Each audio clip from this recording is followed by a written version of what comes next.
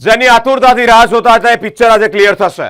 માંજલપુર વિધાનસભાની પેટા ચૂંટણી યોગેશ કાકા ગયા પછી સતીશભાઈને ભાજપે મેદાન ઉતાર્યા। આ બાજુ કોંગ્રેસમાં ભીખાભાઈ રબારીને મેદાન ઉતાર્યા। સીધી ટક્કર 37% જેટલું મતદાન ઓછું કહેવાય, પરંતુ જોઈએ હવે ભાજપનો દબદબો યથાવત રહેશે કે પછી કોંગ્રેસ બાજી મારે છે।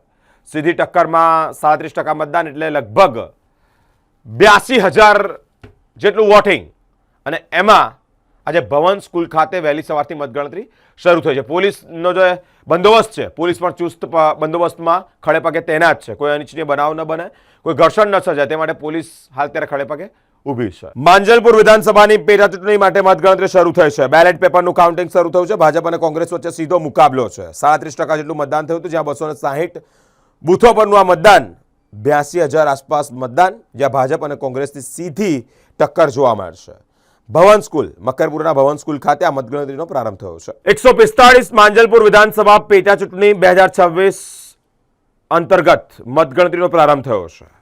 145 માંજલપુર વિધાનસભા પેટા ચૂંટણી જ્યારે મતગણતરી શરૂ થયો ત્યારે ચૂંટણી ઓબ્ઝર્વર શ્રી મોહિત બુંદાસ અને કલેક્ટર ડોક્ટર અનિલ ધામેલિયા, નિવાસી અધિક કલેક્ટર શ્રી BS પટેલ, ચૂંટણી અધિકારી શ્રી દર્શન શાહ તથા માંજલપુર વોર્ડના ઉમેદવારો, ઉચ્ચ અધિકારીઓ મતગણતરી કેન્દ્રોની મુલાકાત લઈ કામગીરીનું નિરીક્ષણ કર્યું છે।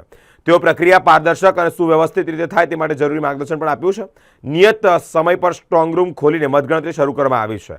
નિયમ મુજબ સૌપ્રથમ પોસ્ટલ બેલેટ પેપરની ગણતરી કરવામાં આવી, ત્યારબાદ મતગણતરી દરમિયાન કાયદો અને વ્યવસ્થા જળવાઈ રહે તે માટે પોલીસ દ્વારા ચુસ્ત સુરક્ષા બંદોબસ્ત ગોઠવવામાં આવ્યો છે। તમામ ટેબલ પર કર્મચારીઓ અને ઉમેદવારોના પ્રતિનિધિઓની હાજરીમાં મતગણતરી ચાલી રહી છે।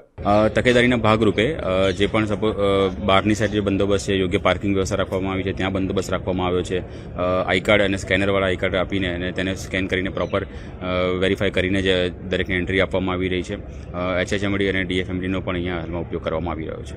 બિલકુલ, આપ જુઓ કે તકેદારીના ભાગરૂપે તમામ લોકોને જ્યારે એન્ટર કરવામાં આવી રહ્યા છે, એટલે કે જે આઈ કાર્ડ ઇસ્યુ કરવામાં આવે છે તે આઈ કાર્ડથી જ તમામ લોકોને પ્રવેશ આપવામાં આવી રહ્યો છે। આપ જુઓ કે માંજલપુર વિધાનસભાની આ પેટા ચૂંટણી યોજાઈ હતી અને મતગણતરી હાલ પોસ્ટલ બેલેટની જે મતગણતરી છે તે થઈ ચૂકી છે અને કહી શકાય કે માંજલપુર વિધાનસભાની પેટા ચૂંટણી આજે યોજાઈ હતી અને તેમાં આજે મતગણતરી શરૂઆત થઈ ચૂકી છે। ભાજપ અને કોંગ્રેસના જે ઉમેદવારો છે, એટલે કે ભાજપના સત્યેન્દ્ર ઉર્ફે સતીશ પટેલ અને કોંગ્રેસના જે ભીખાભાઈ રબારી છે તે ભીખાભાઈ રબારી વચ્ચે સીધી ટક્કર જોવા મળી રહી છે। મતદાન દિવસે પણ ક્યાંક ઝપાઝપીના જે માહોલ છે તે પણ સર્જાયા હતા, પરંતુ જે પરિસ્થિતિ છે હવે આજે મતગણતરી શરૂઆત થઈ છે।